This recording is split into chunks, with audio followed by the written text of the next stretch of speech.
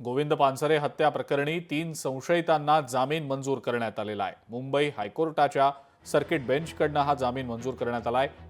न्यायमूर्ती शिवकुमार दिघेंनी 3 संशयितांना जामीन मंजूर केलाय।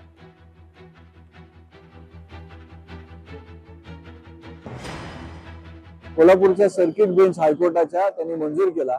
त्यातले 2 जण जवळजवळ 7 वर्ष आत होते। सत्र न्यायालयाने तरी सुद्धा जामीन नामंजूर केलेला। आणि दुसरीकडे doctor Virendrasingh Tawde ENT surgeon gold medalist जो होता त्यांचा जामीन 2018 मध्ये मंजूर झालेला, जो 2024 मध्ये सत्र न्यायालयाने पुन्हा काही कथित चुकीच्या कारणांनी रद्द केलेला, तर तो आम्ही इथे चॅलेंज केलेला हायकोर्टात।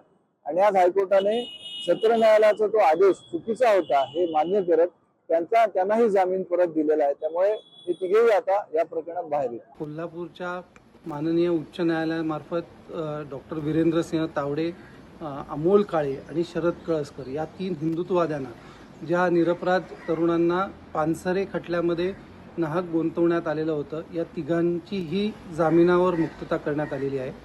डॉक्टर वीरेंद्रसिंह तावडे यांना प्रदीर्घ कालावधीनंतर ते तुरुंगाच्या बाहेर येत आहेत। जवळजवळ 9.5 वर्ष त्यांना दाभोळकर आणि पानसरे या खून खटल्यांमध्ये 9.5 वर्ष तुरुंगामध्ये राहावं लागलं।